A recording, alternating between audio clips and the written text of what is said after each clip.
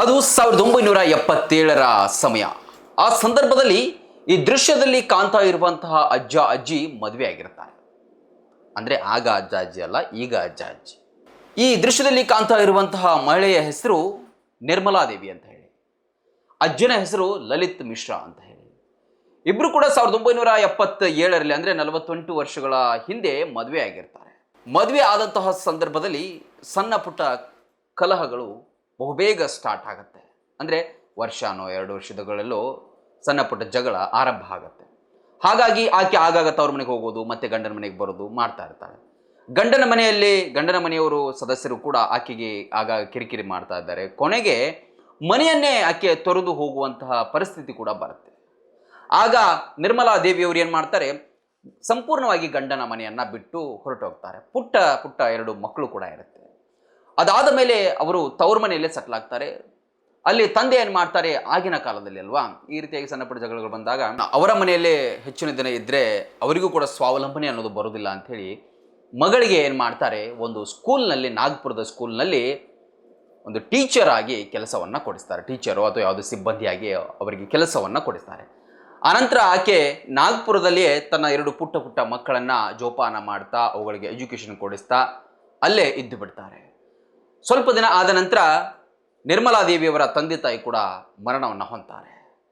ಆಮೇಲೆ ಅವರ ಆಸ್ತಿ ಎಲ್ಲ ಮಗಳ ಪಾಲಿಗೆ ಬರುತ್ತೆ. ಅಂದರೆ ಯಾರು ಕೂಡ ಗಂಡು ಮಕ್ಕಳು ಇರೋದಿಲ್ವೋ ಏನೋ, ಈ ನಿರ್ಮಲಾದೇವಿಯವರಿಗೆ ತಂದೆ ತಾಯಿಯ ಆಸ್ತಿ ಬರುತ್ತೆ.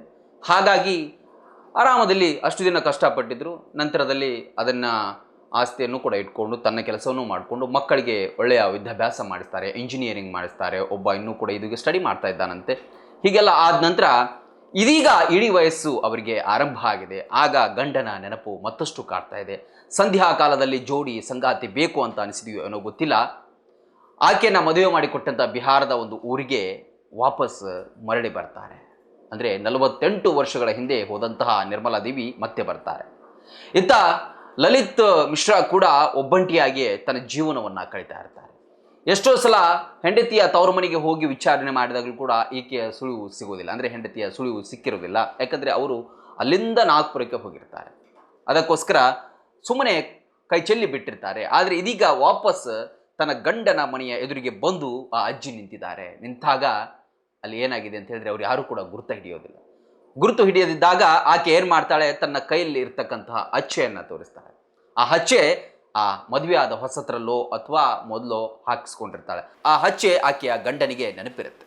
ಹಾಗಾಗಿ ಆ ಹಚ್ಚೆಯನ್ನು ನೋಡಿದಂತಹ ಗಂಡ ಕಣ್ಣಲ್ಲಿ ನೀರು ಹಾಕ್ತಾನೆ, ಆನಂದ ಬಾಷ್ಪ ಆಗುತ್ತೆ. ತನ್ನ ಹೆಂಡತಿ ಮರಳಿ ಬಂದಳಲ್ಲ ಅಂತ ಹೇಳಿ ಖುಷಿಯಲ್ಲಿ ಆತ ಕಣ್ಣೀರನ್ನು ಸುರಿಸ್ತಾರೆ. ಅವನ ಮನೆಯವರು ಕೂಡ ಆಗಿನದೆಲ್ಲವನ್ನು ಮರೆತು ಆಕೆಯನ್ನು ಮತ್ತೆ ವಾಪಸ್ ಸೊಸೆ ಅಂತ ಹೇಳಿ ಸ್ವೀಕಾರ ಮಾಡಿದ್ದಾರೆ.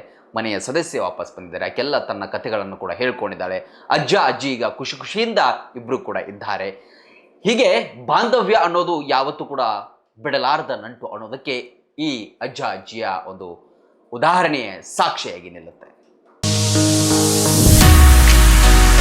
ಗ್ರಾಮೀಣ ಭಾಗದ ಮಕ್ಕಳ ಭವಿಷ್ಯ ನಿರ್ಮಾಣಕ್ಕೆ ಸದಾ ಸಿದ್ಧವಾಗಿದೆ KR Lakkam memorial CBSE school. ಕಳೆದ 12 ವರ್ಷಗಳಿಂದ ಸಾವಿರಾರು ಮಕ್ಕಳ ಬಾಳಿಗೆ ಬೆಳಕಾಗಿದೆ. I am proud to see that Kerala Memorial CBSE School is providing quality education with excellent teaching, discipline and modern facilities. ಪರಿಣಾಮಕಾರಿ ಕಲಿಕೆಗಾಗಿ ವಿಶಾಲವಾದ ತರಗತಿಗಳು, ನುರಿತ ಬೋಧಕರು, ಹೈಟೆಕ್ ಲೈಬ್ರರಿ, ಪ್ರಯೋಗಾಲಯಗಳು, ಶಾಲಾ ವಾಹನಗಳು ಲಭ್ಯವಿದೆ. ಪ್ರತಿ ವರ್ಷ 100ರಷ್ಟು ಫಲಿತಾಂಶ ದಾಖಲಿಸಿದ ಹೆಗ್ಗಳಿಕೆ ನಮ್ಮದು. Our school focuses on academic excellence along with personality development, spoken English, sports and competitive exams. ಪಠ್ಯೇತರ ಚಟುವಟಿಕೆಗಳಾದ ಕ್ರೀಡೆ ಮತ್ತು ಸಾಂಸ್ಕೃತಿಕ ಕಾರ್ಯಕ್ರಮಗಳಿಗೂ ಒತ್ತು ನೀಡಲಾಗುತ್ತೆ. ಆರೋಗ್ಯದ ಕಾಳಜಿಗಾಗಿ ಪ್ರತ್ಯೇಕ ಕೊಠಡಿಗಳಿವೆ. 5ರಿಂದ 10ನೇ ತರಗತಿ ತನಕ ಬಾಲಕರ ಹಾಸ್ಟೆಲ್ ಸೌಲಭ್ಯವಿದೆ.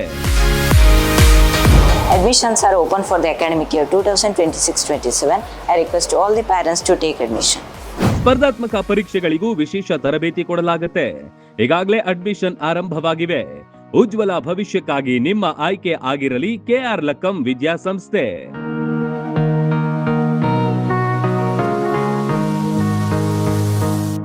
ರನ್ ಟಿವಿ ನ್ಯೂಸ್ ವಿಡಿಯೋಸ್ ನೋಡಲು ಸಬ್ಸ್ಕ್ರೈಬ್ ಮಾಡಿ, ಬೆಲ್ ಐಕಾನ್ ಪ್ರೆಸ್ ಮಾಡಿ.